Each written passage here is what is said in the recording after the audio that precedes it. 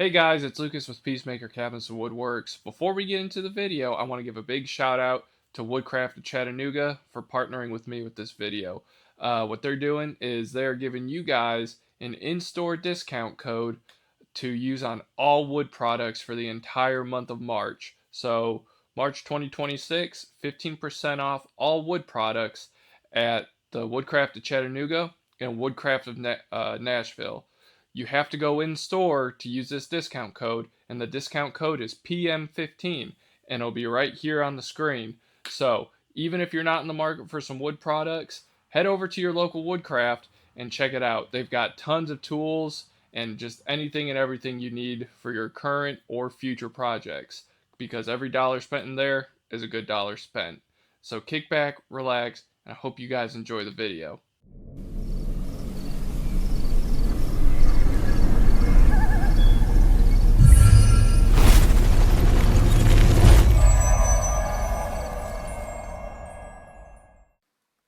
The world is ever changing.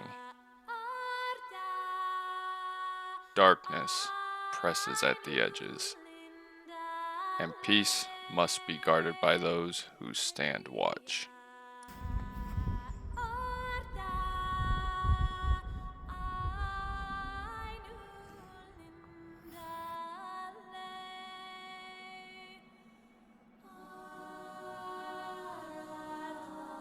In every age, there are keepers of the peace, bound not by glory, but by duty.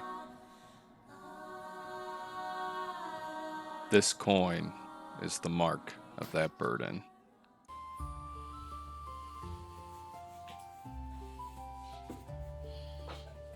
I was entrusted with the task, small in size, but heavy in meaning.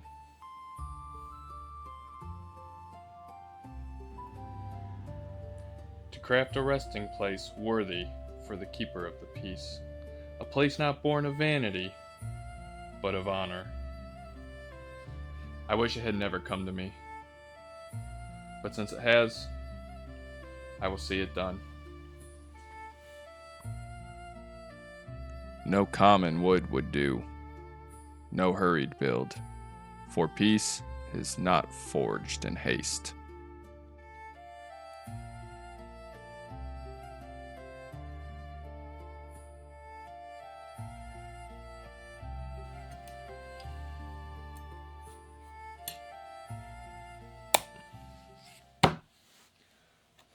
I cannot do this alone.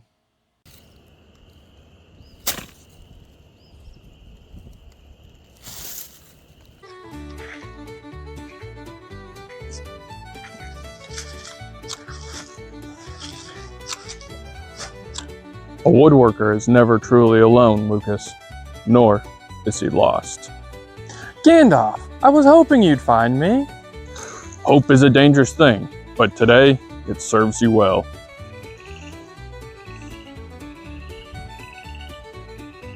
It belongs to the keeper of the peace.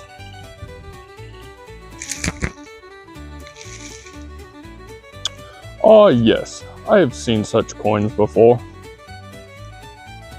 These coins are not given lightly.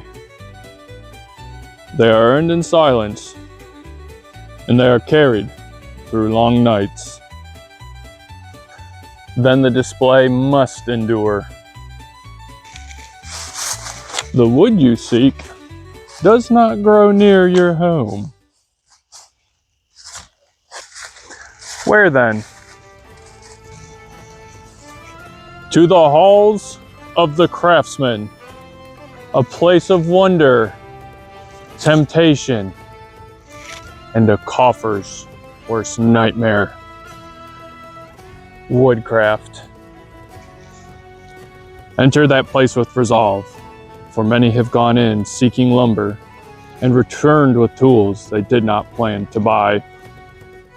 And so Lucas began his journey to Woodcraft, not knowing what he would encounter once he arrived. When Lucas arrived and saw those pillars of stone and the Woodcraft sign elevated like a lighthouse, guiding all those lost at sea home, he knew he had made it. He couldn't help but remember what Gandalf had told him prior to his departure.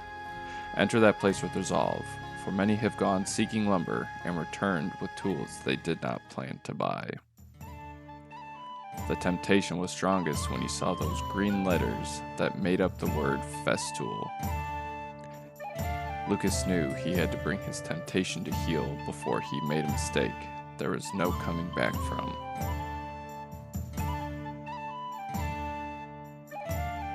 Laid before him in his path were 2 crates.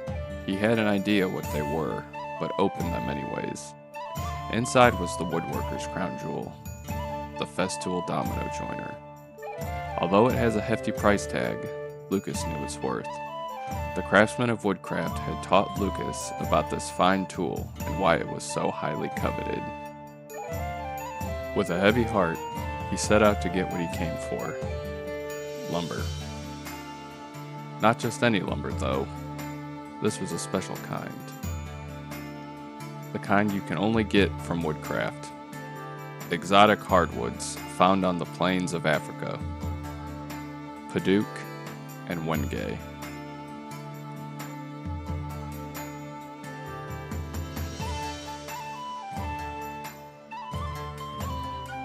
After Lucas found his lumber, he let his mind wander and told himself he also needed a new table saw blade.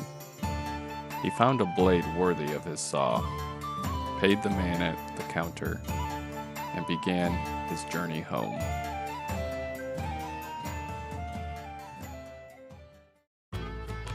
Well, if you haven't figured it out by now, in this video, we're going to be building a challenge coin display. Like every project, the first thing you have to do is break down your lumber into manageable pieces.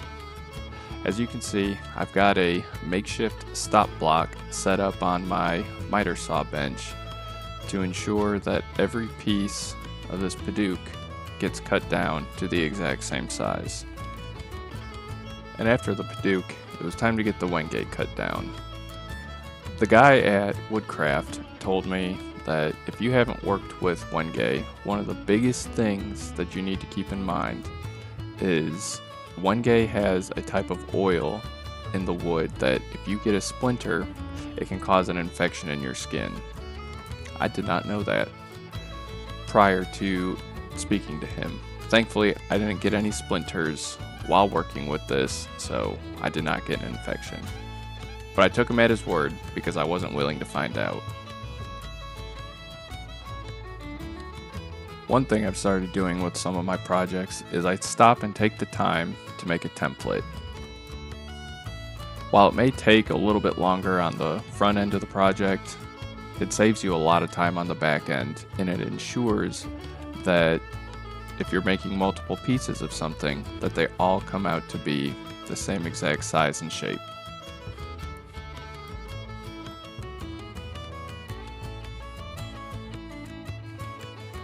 Now that the template's made, all I have to do is use some double-sided tape and attach template to my piece of Wenge.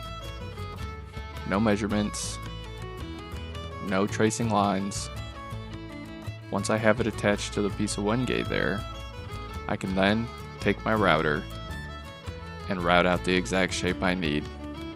And I don't have to guess. I know that that shape is going to exactly match the template shape that I cut out.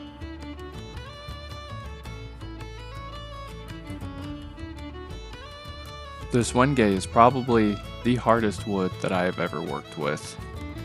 Even though I was taking about 1/8 to 3/16 of an inch pass with my router, I still felt it wanting to skip and hop as I was tracing my template. So I backed it off a little bit, and it ended up working out great.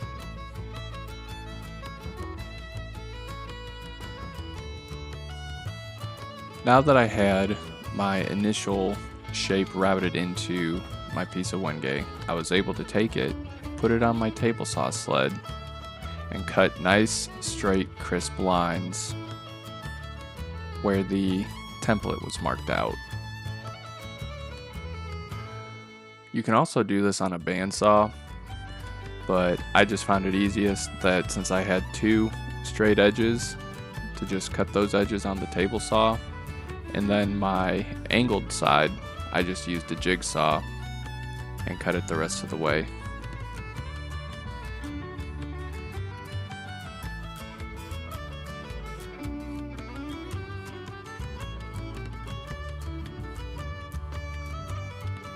And finally, I use my oscillating belt sander to clean up those edges from where I cut it on the table saw.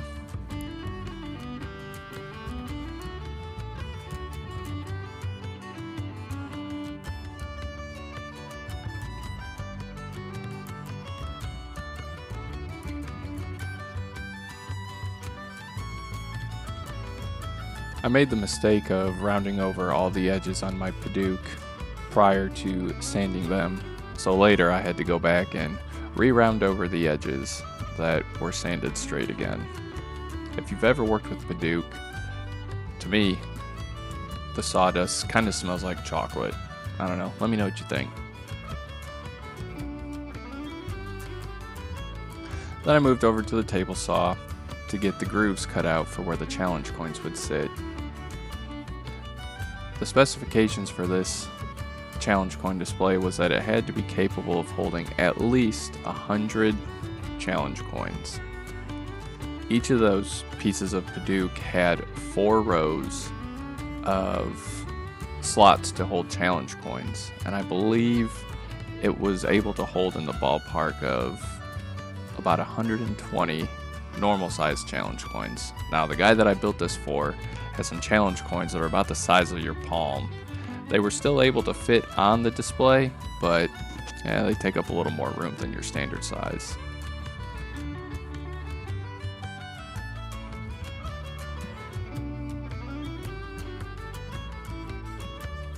As I was sanding these exotic hardwoods and was seeing all the different grain and the lines and the grooves in the wood, I got really excited for the finishing portion of this project.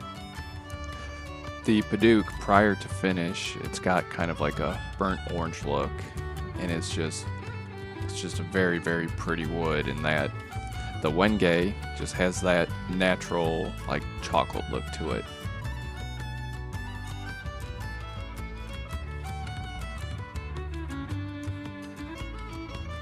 At first, I kind of struggled as to how I was going to figure out this tiered display.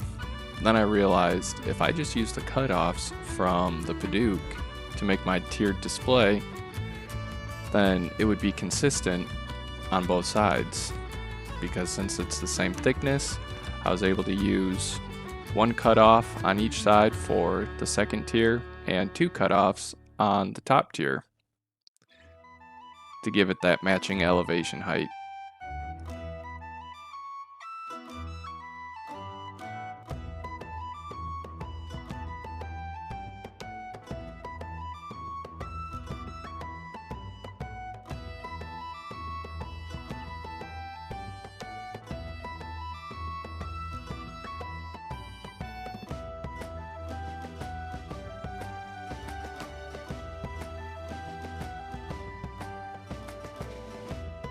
What you may not be able to see is underneath the tiered display is a piece of plywood.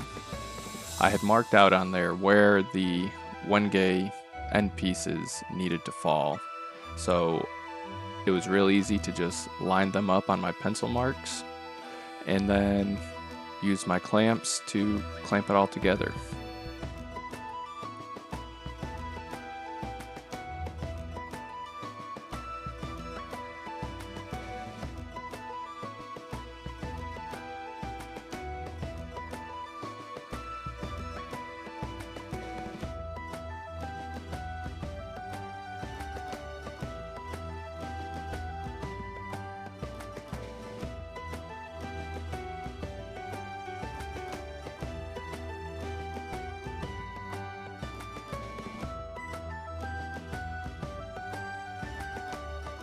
Because of the amount of challenge coins this display is capable of holding, and I knew that there was going to be some very large ones going on here, I thought it might be a good idea to reinforce the rigidity of this with some dowel rods.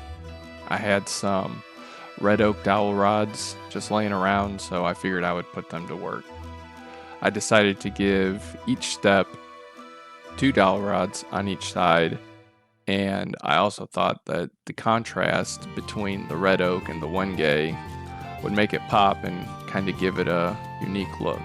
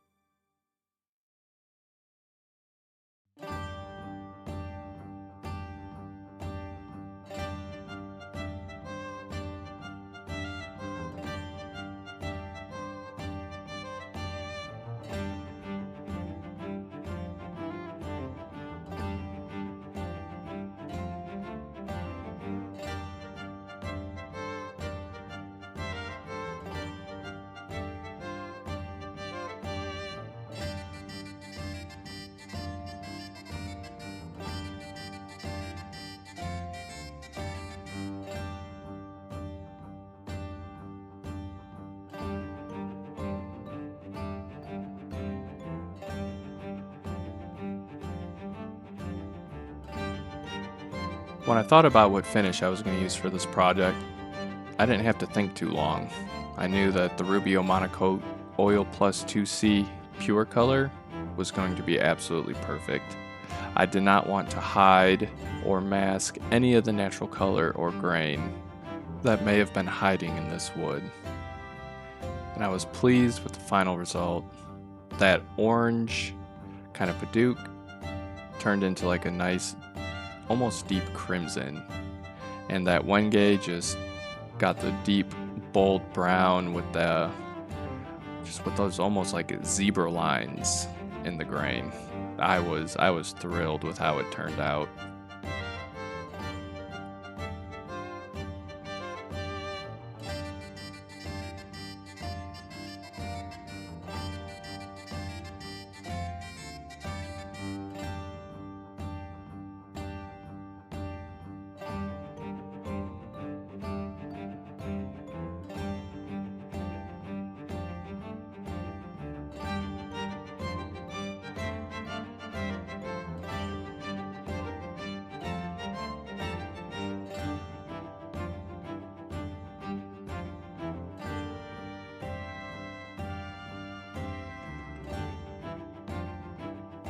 And so the display was ready to stand the test of time and the sheer amount of weight from the hundreds of challenge coins that would be placed upon this.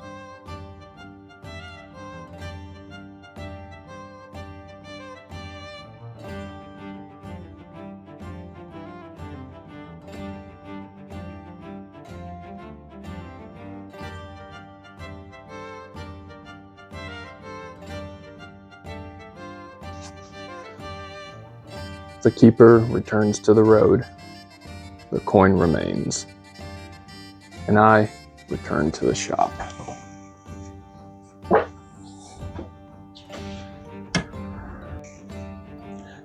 If you would walk this road with me, give the video a thumbs up and subscribe to the channel.